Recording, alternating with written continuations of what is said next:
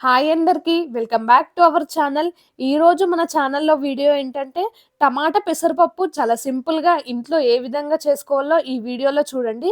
Hotel స్టైల్లో టమాటా పెసరపప్పు టేస్టీగా ఎలా చేసుకోవాలో ఈ వీడియో లాస్ట్ వరకు చూడండి, మీ అందరికైతే అర్థమవుతుంది. ముందుగా ఒక గ్లాస్ పెసరపప్పు అయితే తీసుకోవాలి. ఆ తర్వాత వాటర్తో శుభ్రంగా కడుక్కోవాలి. అలాగే ఒక కుక్కర్లో ఈ ముందుగా కడిగి పెట్టుకున్న పెసరపప్పు అయితే వేసుకోవాలి. అలాగే ఒక టమాటా ముందే కట్ చేసుకొని పెట్టుకోవాలి. అది ఇందులో వేసుకుంటే చాలా టేస్టీగా ఉంటుంది. ఒక్క టమాటాతోనే పెసరపప్పు కర్రీ అనేది టేస్ట్ అనేది చేంజ్ అయిపోతుంది. ఒక 2 పచ్చిమిరపకాయలు కట్ చేసుకొని వేసుకోవాలి. అలాగే ఒక చిన్న ఉల్లిగడ్డ కట్ చేసుకొని వేసుకోవాలి. కొంచెం చిటికెడు పసుపు అయితే వేసుకోవాలి. మనం పోపులో వేస్తాం కాబట్టి ఇక్కడ కొంచెం వేసుకుంటే సరిపోతుంది. అలాగే కొంచెం వాటర్ అయితే యాడ్ చేసుకోవాలి. వాటర్ కొలతలతో పోసుకుంటే మనకైతే పప్పు అనేది తొందరగా ఉడికిపోతుంది. ఒక గ్లాస్ పప్పు తీసుకుంటే 2 గ్లాసుల వాటర్ అయితే పోసుకోవాలి. ఆ తర్వాత కొంచెం ఆయిల్ అయితే వేసుకోవాలి. ఇవన్నీ అయితే ఒక 2 లేదా 3 విజిల్స్ వచ్చేంత వరకైతే పెట్టుకోవాలి. పప్పు కుక్కర్‌లో లేని వాళ్ళైతే చాలా సింపుల్‌గా అయితే స్టవ్ పైన పెట్టుకున్నా కూడా తొందరనే ఉడికిపోతుంది. చాలా ఈజీగా చేసుకోవచ్చు. పప్పు ఉడికిందా లేదా అనేది చూసుకోవాలి. ఇవన్నీ వేశాక ఒకసారైతే మంచిగా కలుపుకోవాలి.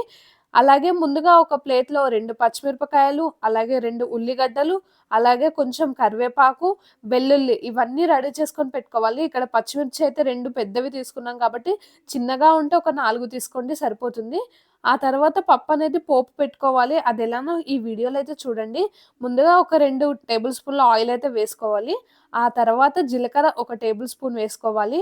ఒక టేబుల్ స్పూన్ ఆవాలు వేసుకోవాలి. ఇక్కడ పొట్టుపప్పు తీసుకున్నాం కాబట్టి టేస్ట్ అనేది చాలా బావుంటది. ఇది ఎలా తయారు చేసుకోవాలంటే ముందుగా పెసర్లు తెచ్చుకుంటాం కదా! అది ఇంట్లో విసురుకుంటే పెసరపప్పు అయితే రెడీ అయిపోతుంది. పొట్టుపప్పు ఆరోగ్యానికైతే చాలా మంచిది.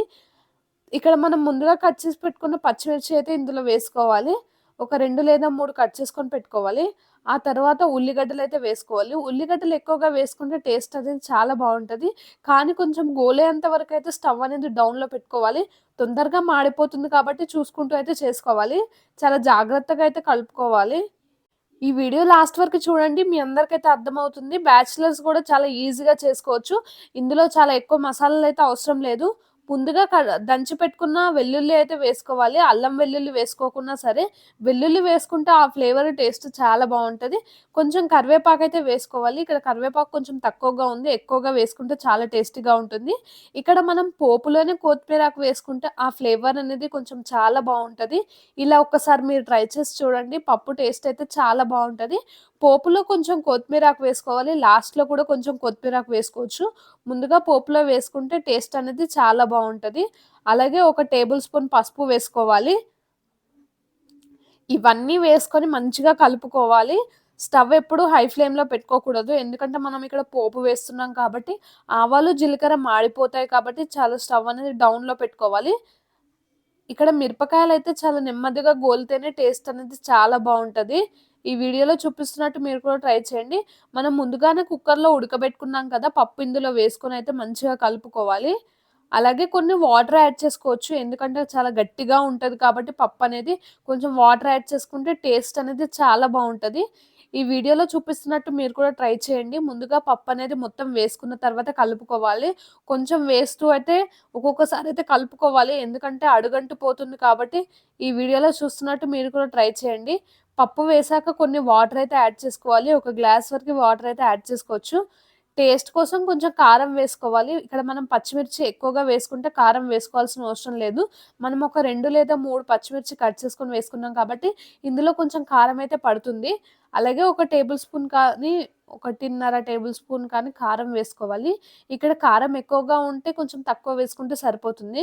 అలాగే టేస్ట్‌కి సరిపడా ఉప్పైతే వేసుకోవాలి. ఒక టేబుల్ స్పూన్ ఉప్పైతే వేసుకోవాలి. ఇక్కడ మనం బయట నుండి ఎలాంటి మసాలాలు వేయాల్సిన అవసరం లేదు. పప్పు చాలా టేస్టీగా ఉంటుంది. ఇంట్లో ఈ విధంగా ట్రై చేసి చూడండి. దీనికి కాంబినేషన్ పచ్చి పులుసు ఉంటే టేస్ట్ అనేది ఇంకా బావుంటది. ఇవన్నీ వేసుకున్నాక మంచిగా కలుపుకోవాలి. అలాగే మన ఛానల్‌ని కొత్తగా చూస్తున్న వాళ్ళు వెంటనే మన ఛానల్‌ని అయితే సబ్స్క్రైబ్ చేయండి. మీరందరూ తప్పకుండా సపోర్ట్ చేస్తారని నేనైతే అనుకుంటున్నాను. ఇలా మీరు పప్పు చేశారంటే ఇంట్లో అందరూ తింటారు. చాలా ఇష్టంగా తింటారు. ఇవన్నీ వేశాక లాస్ట్‌లో కొంచెం కొత్తిమీరాకు యాడ్ చేసుకుంటే సరిపోతుంది. మనం ముందే కొత్తిమీరాకు పోపులో వేసాం కదా! ఆ ఫ్లేవర్ కూడా చాలా బావుంటది. ఇలా ఎవ్వరు చెప్పరు. ఎందుకంటే పోపులో కొత్తిమీరాకు చాలా తక్కువ మంది వేసుకుంటారు. మనం స్టవ్ డౌన్‌లో పెట్టుకొని కొత్తిమీరాకు వేసుకుంటే ఆ ఫ్లేవర్ అనేది చాలా బావుంటది. లాస్ట్‌లో కొత్తిమీరాకు యాడ్ చేసుకుంటే సరిపోతుంది. వేడి వేడి పప్పయితే రెడీ అయిపోయింది. తొందరగానే తినేయొచ్చు. ఎందుకంటే స్మెల్ అనేది చాలా బావుంటది. ఇలా మీరు ఒకసారి ట్రై చేసి చూడండి. స్టవ్ ఆఫ్ చేసుకుంటే సరిపోతుంది. పప్పనేది రెడీ అయిపోయింది.